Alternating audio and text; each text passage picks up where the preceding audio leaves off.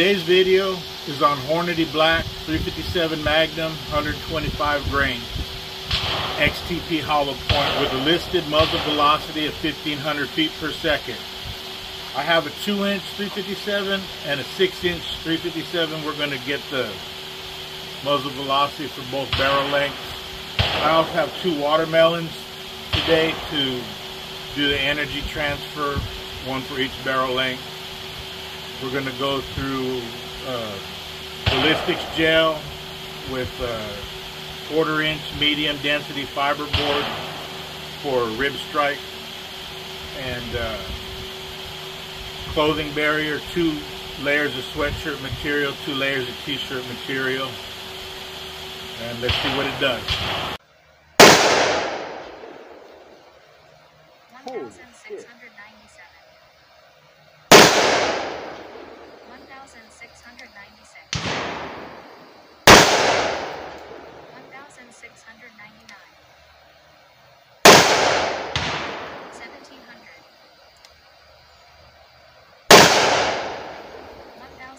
1,690.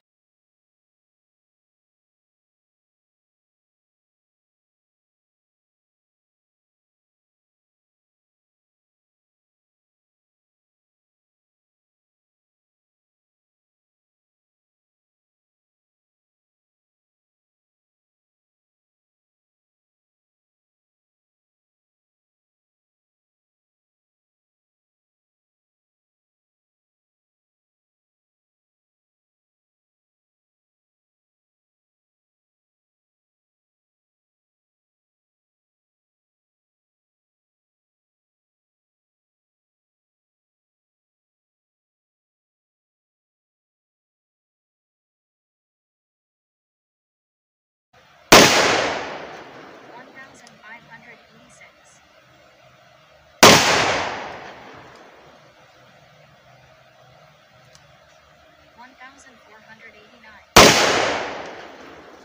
1,395. 1,594. 1,600.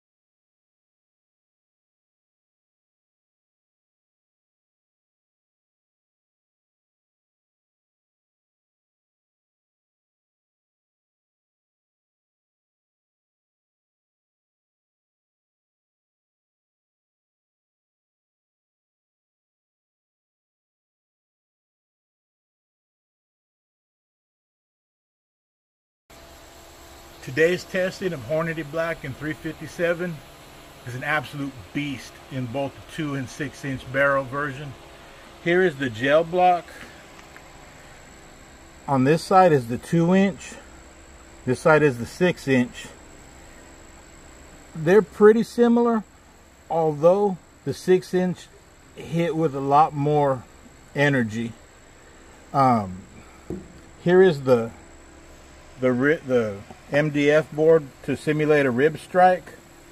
This is out of the 2-inch barrel. It cracked it, center chunk going off, and through this little 1.5 inch piece of ballistics gel to simulate muscle, it had already expanded damn near 50 caliber by the time it hit this. The 6 inch, a little bit more expansion, but it cracked and just bent the hell out of this plate, this wood. It's nasty. Thank you. I just wanted to mention a couple things about today's video. When doing the editing, I noticed that out of my 2-inch barrel, the listed muzzle velocity was 1500, and I was pretty much at 1700 feet per second muzzle velocity. Out of the 6-inch barrel, muzzle velocity is still 1500 feet per second. I'm averaging close to 1600 feet per second, so well above the listed velocity. I checked my casings. I don't have any cratered primers or severely flattened primers or anything like that. No high pressure signs. They extracted easily. The ones out of the 2-inch barrel were very consistent. The ones out of the 6-inch kind of had a 200 foot per second deviation. I don't know what could be the issue. I mean, the 2-inch barrel is 4 inches shorter.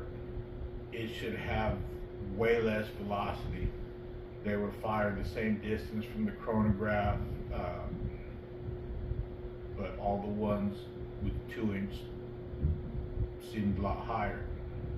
Going through the ballistics gel, more damage was done with the 6-inch, and on the watermelon, more damage was done with the 6-inch. The bullets recovered. The one out of the 6-inch, all of the copper petals were touching each other on the back. On the 2-inch, they were peeled back, but they didn't make it all the way to the base of the bullet. Either way, it's a beast of a round. I can't think of any better word to describe it. It absolutely devastated everything I shot with it. I wouldn't hesitate to carry it. It did go through the ballistics gel, through the MDF board, through the clothing, went through the water jug, and it went into the sand, the box filled with sand, both of them about 2-3 inches deep. So don't really know if that's risking over penetration or not, but I wouldn't hesitate to carry it. On a somewhat related topic, I have recently tested some Hornady Black in 380 that all of them failed to eject from my Ruger LCP. I tested my carry ammo and gun cycled just fine. That Ruger LCP, without any problems, has fed and functioned with everything I put through it so far. Also, the gun was cleaned just before doing that test, so the only thing I could think is that maybe I got a bad lot. They were below listed velocity by about 100 feet per second. Don't know if Hornady's been lax lately on their quality control, but the deviation with this Hornady Black and on my 380 Hornady Blacks being below listed velocity and not ejecting, maybe something to think about. But check out the video, come to your own conclusion, and carry whatever makes you happy.